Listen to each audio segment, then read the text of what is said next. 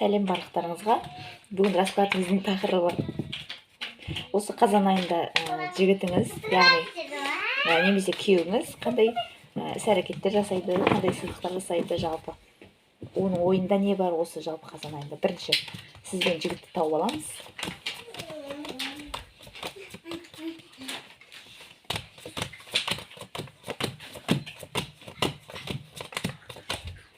Сіз шықтыңыз, енді жігіт.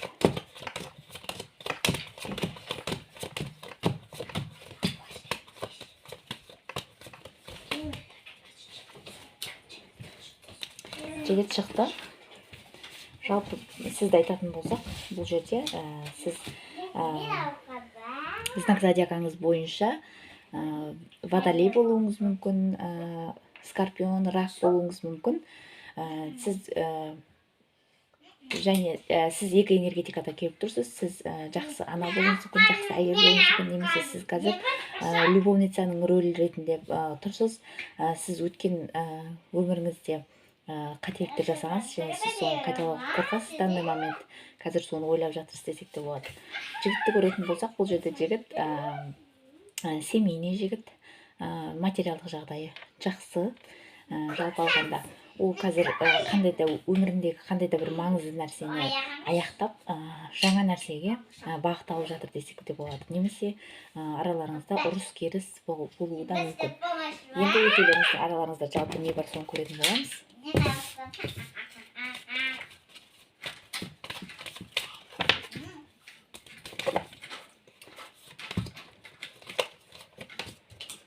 Жалпы сіздердің араларыңызда кездесу болған, өте жақсы кездесулер болған, және бұрынғы кездеріңізді еске алған болуларыңыз мүмкін, немесе араларыңызда бала болуы да мүмкін. Жалпы алғанда сіз өзіңіз самостоятельный әйелсіз. Ол сізге қандай да бір бірге тұрайық деген ұсыныс жасаған болуы мүмкін, немесе сіздер жалпы алғанда бір үйде кездескен болуларыңыз да мүмкін, яғни бір зданияда деген сияқты. Ол жалпы алғанда екеулеріңіздің араларыңызда бәрі белгілі, бір-бірлеріңізге деген ұнату сезім бар. Және ол сізге қазір екі ойлы болып тұр, қандай да бір әрекет жасаудан. Және сіздердің араларыңызда махаббат бар десек те болады. Бірақ қазір тупиковый состояниеде, ол не істерін білмей жатыр десек те болады. Қандай да бір шешім қабылдауды білмей жатыр.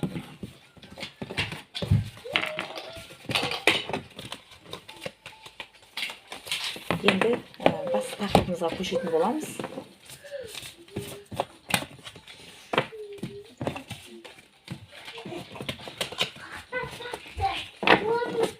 Басты тақырыбымыз жігіт осы қазан айында жалпы не істейді, қандай әрекеттер қылады, жалпы сізге деген ойы осы айда. Мүмкін планы, сізге не жасайын деп жатырған, соны білетін боламыз. Айтып отырмын ғой, қазір жігіт данный момент қазір ешқандай шешім қабылдай алмайды, ол бездействие отыр. Именно осы айда, осы кезде. Ол қазір ештеңеге асығып жатқан жоқ, бірақ сізге деген сезімі бар, сізге барғысы келеді, бірақ ол қазір ешқандай асығыстық жасап жатқан жоқ. Жалпы бәрін ойлап, барлығын жеті рет өлшеп бір рет кес дейді, сол сияқты. Сізге бір қандай да бір кездесуге шақырған болуы мүмкін, қандай да бір ұсыныс жасаған болуы мүмкін, бірақ сіз оның жауабын айтпаған болуыңыз мүмкін. Ол күтуде қазір.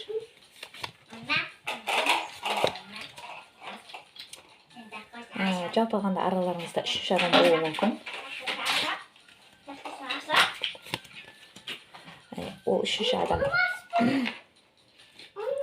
әйел десек те болады. Мүмкін ол әйел болуы мүмкін, немесе әйел болмаса да бірге тұрып жатқан азаматтық неге дейміз, сол сияқты адам болуы мүмкін. Және ол сол кезде онымен қарым-қатынас кезде жасаған дұрыс емес сәттері бар. Ол соны жалпы кездесуде қайталағысы келмейді. Сізбен кездескенде қайталана ма деп, жалпы өмірінде дұрыс емес жасаған әрекеттер. Ол соған ашуланады, яғни сол нәрсені қатты уайымдайды десек те болады. Бұл ақылмен әрекет ететін ер адам. ол сізге көлігімен келуі мүмкін, ақ немесе қара көлікпен. Ол бірде бар болады, бірде жоқ болады, бірде кездесуге келеді, біраз күн жоқ болып кетеді деген сияқты. Ол сізге деген сезімі өте мықты. Жалпы сізге баруға асығып тұрады, сізге көргісі келіп тұрады, жаңағы интимный қарым-қатынаста болғысы келеді сізге. Чувствосы бар, сезімі бар. Жалпы осы қазан айында оның іс-әрекеті сізді ол ренжіткен болуы мүмкін, немесе араларыңызда ұрыс болды ма, оған ешқандай шешім қабылдай алмай отыр.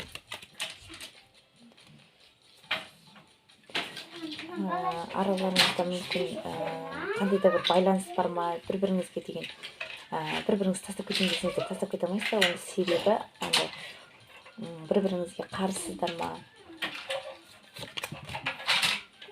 бір-біріңізде бәрібірде ажырасып кетейін десеңіздер, ал жаққа кетейін десеңіздер хабарласпай, бәрібірде екеулеріңізді бір байланыстыратын, түбінде тоғыстыратын бір нәрсе бар десек те болады. Мүмкін ол бала, мүмкін ол ақша жайындағы мәселе, немесе бір аулада тұру деген сияқты, бір орта, бір домда. Оның жүрегі жараланған.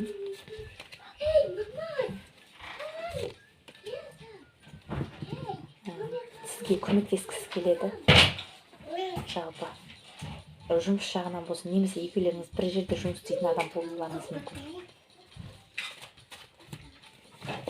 Жалпы осы қазан айында қандай іс-әрекеттер қылады? Сіз семейный әйел болуыңыз мүмкін. Қазір семьяңыздың ортасында болуыңыз мүмкін.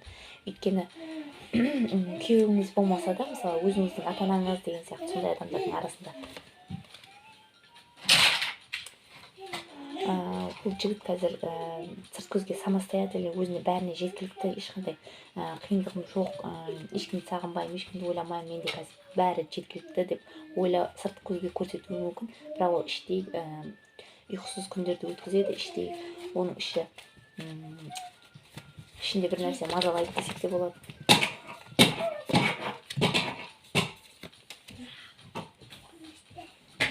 Ол екі арақатынасты да сізбен де, немесе басқа қызбен, немесе басқа әйелмен деген сияқты оны қазір алып жүру қиын. Екеуіңізді де, екі әйелді де, екі қызды алып жүру қиын.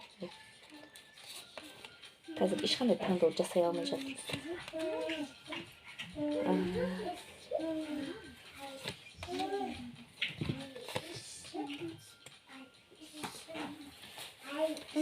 Жалпы алғанда сізді WhatsApp арқылы тек қана сөйлесулеріңіз мүмкін. Ол сізді жақсы көреді десек те болады. Сізге деген сезімі мықты, өйткені сіз страстный, сексуальный әйелсіз, сізге тартып тұрады.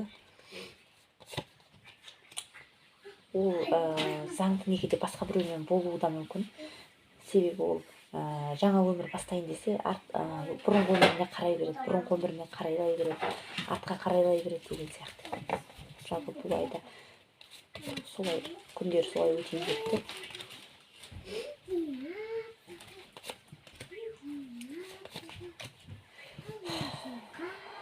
Бұл қазір жалпы алғанда ештеңеге жете алмаймын, ешқандай шешім қабылдай алмаймын деп ештеңе көргісі келмей отыруы мүмкін осы айда. Өйткені қарым-қатынастарыңызда өте жайдан, барлығы бірден тез-тез шешіле қалмайды бұл айда. Баяғы жартас, сол жартас дейді, бұрын қандай еді, қазір қандай, осы айда да, қазан айында да сәл сондай уровеньде жалғасады. Ол сізге қандай да бір екеуміз семья құрамыз, болашаққа деген жоспарлар құрып, өздеріңізше бір әңгіме айтқан болуларыңыз мүмкін. Бірақ бұл айтқан әңгімесінің бәрі шындық деп айта алмаймын. Ол қулықпен де сіз көңіліңізді өтіріктен табу үшін өтірік айтуы да мүмкін сізге. Семья боламыз деп, бірақ ол ешқандай іс-әрекет жасамайды, сізге айтқан болуы мүмкін. Ол сізге деген интересі мықты, бірақ сізге деген көңіл бөледі, жайыңызды жасайды, көңілін бөледі.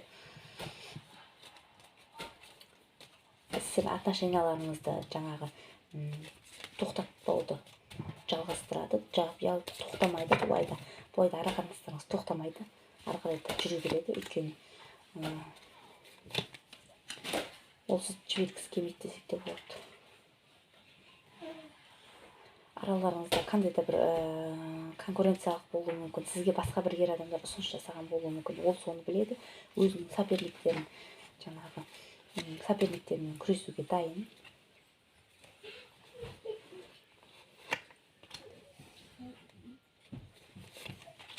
Қандай да бір ұсыныс жасағысы келеді, бірақ ол данный момент ешқандай нәрсені көріп тұрған жоқ деп айтуға да болады.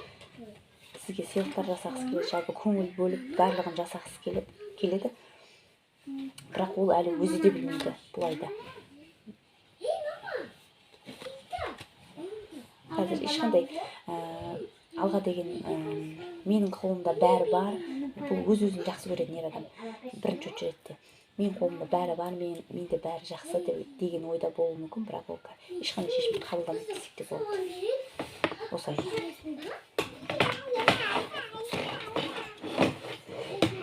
Алға қарай жылжығандай болуы мүмкін, бірақ ол жылжымайды десек те болады. Араларыңызда қарым-қатынас қандай, дәл сондай болады. Осылай. Жоғары этапқа көтермейді, немесе бұдан хуже болмайды. Ол сіз жақта бір өзіңізден жасы үлкен ер адам болуы мүмкін, бұл адамнан басқа. Ол сізге қандай да бір ұсыныс жасаған болуы мүмкін. Жалпы араларыңызға үшінші ер адам кірген, оның чувствосы бар, басқа үшінші ер адам. Ол сізбен басқа ер адам, жаңағы сіздің күйеуіңіз болғысы келеді, сіздің императорыңыз болғысы келеді, алда сізбен жақсы өмір сүргісі келеді, басқа ер адам, сізден жасы үлкен ер адам. Бірақ жаңағы жасырып отырған загаденный ер адамыңыз, ол дәл қазір қарым-қатынастарыңыз қандай, осы қазан айында да сондай болатынын көрсетіп тұр, себебі солай көрсетіп тұр. Еме болғандарыңызға рахмет. Комментарий жазып, лайк басып қойыңыздар. Сау болыңыздар.